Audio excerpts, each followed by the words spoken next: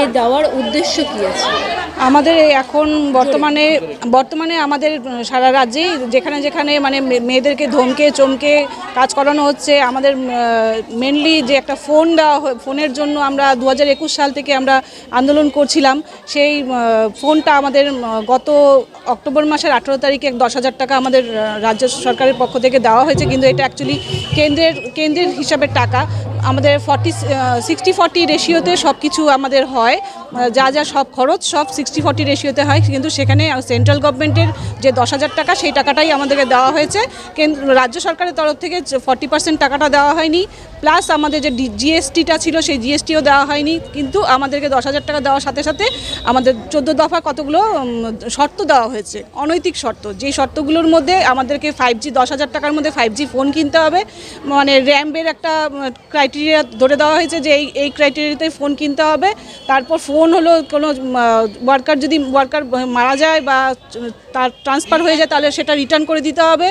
4 বছর আমাদেরকে সেই ফোনটাকে ব্যবহার 4 বছর করতে হবে, 2 বছরের ওয়ারেন্টি দিতে হবে। বিভিন্ন রকম অনৈতিক কতগুলো শর্ত দেওয়া হয়েছে। তো সেই শর্তের বিরুদ্ধে আজকে সব জায়গাতে আমাদেরকে প্রেশার দিয়ে সেই মুচলেখাতে আমাদের সিগনেচার করানোর চেষ্টা করা হয়েছিল, কিন্তু আমরা সেটার প্রতিবাদ করেছি যে আমরা সেই মুচলেখায় আমরা সিগনেচার করব না।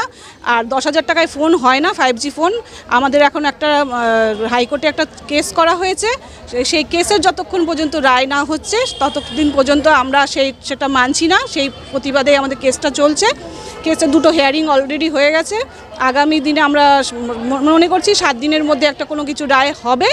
তো যতদিন না হচ্ছে এখানে বিভিন্ন জায়গাতে সুপারভাইজাররা ভয় দেখিয়ে মেয়েদেরকে ওই মুচলেখাতে নেওয়ার চেষ্টা করছেন। তো সেই প্রতিবাদে এবং আমাদের বিভিন্ন রকম সমস্যা নিয়ে আজকে 19 দফা দাবি নিয়ে আমরা আজকে এখানে ডেপুটেশন দিলাম সিডিপি স্যারের কাছে। এবং আমাদের সেই দাবির মধ্যে সব কিছু তো পেনশন, গ্র্যাচুইটি, তারপর আমাদের অনারিয়াম বৃদ্ধি, এখন যেহেতু শ্রম আইন চালু হয়েছে, শ্রম আইনের একটা 2025-এ একটা নতুন রায় দেওয়া হয়েছে, সেখানটায় যাতে 800 টাকা যেটা ন্যূনতম করা হয়েছে মজুরি, সেই ন্যূনতম মজুরির দাবিতে আজকে আমরা এখানে ডেপুটেশন দিলাম। কতটা আসত্য বলতে স্যারের কাছে আমরা সেরকম খুব একটা সদুত্তর পাইনি। উনি সব কিছুতেই বলেছেন, ওনার কাছে কোনোটাই বলেছেন অর্ডার নেই, কোনোটা আমি জানি না। এখনও পর্যন্ত ওপর মহলের দিকেই সব বলগুলো ছুড়ে দেওয়া হয়েছে। কিন্তু আমরা বলেছি এখন যতদিন পর্যন্ত এটার আমাদের দাবি পূরণ না হচ্ছে, আগামী জানুয়ারি মাস থেকে আমাদের লাগাতার আন্দোলন শুরু হবে।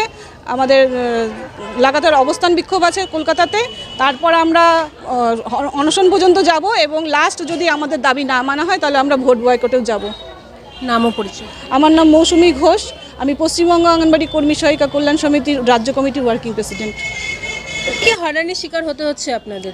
আমরা এই মুহূর্তে মোবাইলের কাজ যদি ঠিকমতো না করতে পারি তাহলে অফিস থেকে সঙ্গে সঙ্গে আমাদের মেসেজ যাচ্ছে কেন করতে পারছি না।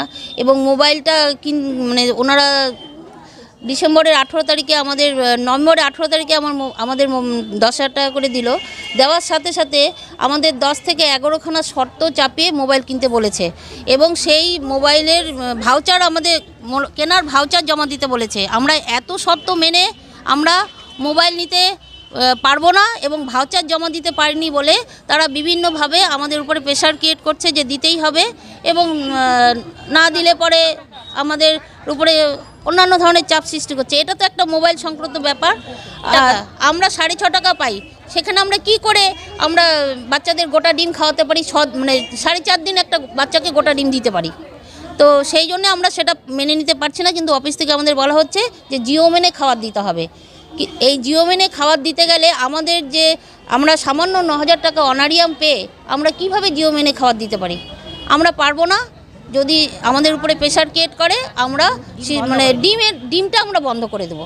আপনাদের যে এই যে হয়রানির শিকার হচ্ছে এর পদক্ষেপ নেবে, ডেপুটেশন যে আজকে দিলেন, আপনারা কি আশ্বস্ত হলেন কোনো কিছু থেকে? না, আমরা সেই আশ্বস্ত হইনি। আমাদের অনেক কথা সদুত্তর দিতে পারেননি। ওনারা পরে জানাবেন বলেছেন এবং আমরা এইভাবে আগামী দিনে এইভাবেই লড়তে থাকবো, ডেপুটেশনের মাধ্যমে হোক বা যেভাবেই হোক লড়তে থাকবো এবং পরবর্তীতে বৃহত্তর আন্দোলনে যাব। এবং ফেব্রুয়ারি কলকাতায় গিয়ে আমরা ধর্ণা মঞ্চ তৈরি করছি, আমরা সেখানে গিয়ে ধর্ণা দেব। এটাই। যদি আপনাদের দাবি না মানা হলে কি করবেন আপনারা? দাবি না মানা হলে আমরা বৃহত্তর আন্দোলন ভবিষ্যতে আমরা কেন্দ্র সরকার মানে আমরা দিল্লিতেও আমাদের যাওয়ার পরিকল্পনা রয়েছে। এবারে তো আপনারা 19টা দাবি দিয়েছেন, কয়টা দাবি পূরণ হতে পারে কি মনে হচ্ছে আপনার? আমরা তো আশা রাখবো আমাদের 19টা দাবি যাতে পূরণ হয়। সবচেয়ে বড় কথা যে আমাদের গুজরাটে আমাদের একই দেশে একই তো সংবিধানের অনুসারে চলা উচিত, কিন্তু আমাদের গুজরাট সরকার আমাদের মেয়েদেরকে স্থায়ী করে নিয়েছে, কিন্তু আমাদের পশ্চিমবঙ্গ সরকার আমাদের মেয়েদের স্থায়ী স্বীকৃতি দেয়নি। তা আমাদের মূল এই মুহূর্তে যে আমাদের স্থায়ী স্বীকৃতি, গ্র্যাচুইটি, পেনশন, প্রভিডেন্ট ফান্ড সবটাই আমরা চাই। গত 19 সাল থেকে আমাদের প্রভিডেন্ট ফান্ডের কথা হয়েছে, চালু হয়েছে, কিন্তু আজ অবধি আমরা সেটা পাইনি। আমরা 19 সাল থেকে, এটা 2025 শেষ হতে চলো 26 সাল, আমরা আমাদের এই বিষয় নিয়ে আমরা স্যারের কাছে জানতে চেয়েছিলাম যে প্রভিডেন্ট ফান্ডের বিষয়ে, ওনারা সেই বিষয়টা ওনারা জানেন না। কাজে আমরা দীর্ঘ 6 বছর হলো আমরা অলরেডি বঞ্চিত হয়েই রয়েছি। আপনার নাম কোন সংগঠনে রয়েছেন আপনারা? আমার নাম সুমিতা দাস, আমি পশ্চিমবঙ্গ অঙ্গনওয়াড়ি কর্মী সহায়িকা কল্যাণ সমিতিতে রয়েছি। আমি ব্লক প্রেসিডেন্ট, কালিয়াগঞ্জ ব্লকের ব্লক প্রেসিডেন্ট।